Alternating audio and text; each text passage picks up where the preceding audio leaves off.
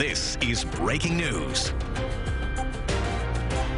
Good afternoon, everyone. This is Christine Johnson coming to you from the CBS 2 newsroom. We want to take you to the State House in Trenton, New Jersey, where Governor Phil Murphy is speaking about Lieutenant Governor Sheila Oliver and her sudden death. Let's listen in. This difficult time. And let us demonstrate that here in New Jersey we grieve together. And let us join together in memorializing the rock star we all cherished and the legacy she now leaves behind.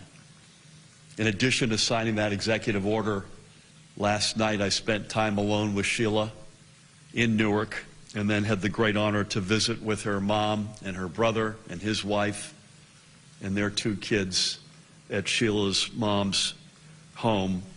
And it was, as you can imagine, an emotional visit.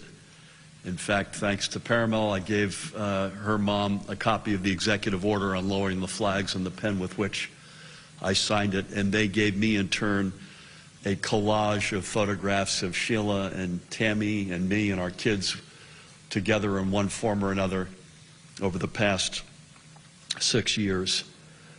I want to thank Sheila and her team, Terry Tucker in particular, and our team, many of whom are here with me in this room, for landing, along with the family, most importantly, in, I think, a very fitting place in terms of the celebration of her life. Sheila will lie in state, not 75 feet from here, in the rotunda in the state capitol, in the State House, next Thursday. She will lie in state next Friday at the historic courthouse in her beloved Newark. And then on Saturday, there will be a funeral service at the Basilica in Newark, all of which fitting for this incredible leader, incredible human being. And we will focus on nothing over the next 8 days more than sending her off with the sort of send-off that she so richly deserves. I've said this publicly in statements over the past couple of days, and I'll say it again here, and I've said it privately, most importantly to her mother and family. The decision to ask Sheila to be my running mate 6 years ago, again, almost uncannily to the day, was the best decision I ever made. God rest her soul and God rest her legacy. I just returned finally from seeing her colleagues down the hall and from visiting her colleagues at the Department of Community Affairs. And I said, we're sort of 2 minds right now. One is to mourn this precious gal and to remember all that she meant to so many of us, measured by the thousands, hundreds of thousands, maybe millions. And on the other hand, once we plow through these next number of days, it's up to all of us to live out her legacy as she would have wanted it to be, to lead like Sheila led, to be the public servant that Sheila was, and to connect with everybody in this state, most importantly, the folks most in need, too often left behind. That, to me, is our dual charge right now. Let's celebrate her life and send her off in the style to which she is richly deserving. And separately, let us live in the years ahead, whatever our roles might be, as public servants and leaders in the tradition in which she established. I'll take a couple of questions if you have them. Please.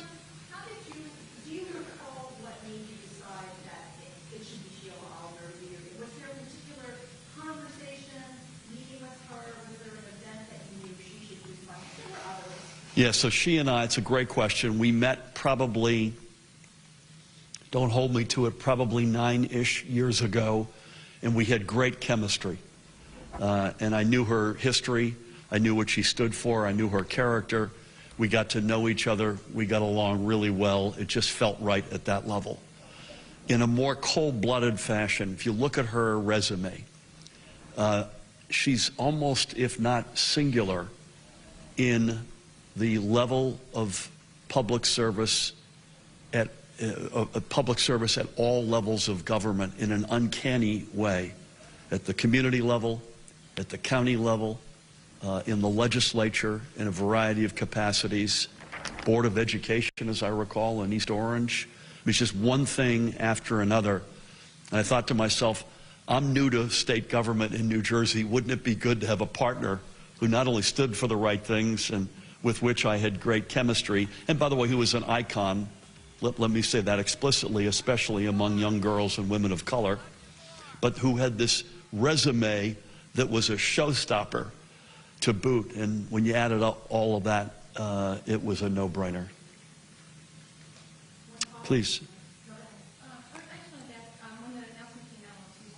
We absolutely are not, from one end of the country to the other, going to tolerate the racism, and this was very easy for us to come together in a very short period of time to address. Yeah, I mean, yes and no. Health for Sheila, not surprisingly, I suspect for many of us, although I've had my public realities, having had cancer and surgery myself, but for her, not surprisingly, her health and her status was a private matter, and I want to respect that. Obviously, I defer to her family in terms of anything that they feel comfortable saying, but Sheila was on top of her game with many, many different data points right up toward the end. I think I can say definitively she passed on Tuesday because I was called from the hospital within minutes. So that part I can answer unequivocally. But I'll leave the rest of her health status to her family. But she was up until the very almost end, was in the game and was on top of the game. And there's lots of data points that support that. Please. Sorry, Charlie. Go back and then.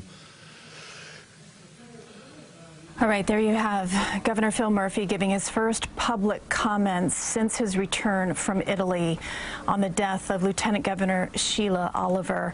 Once again, the governor saying that asking her to be his running mate on the ticket for the governor of New Jersey was the best decision he ever made.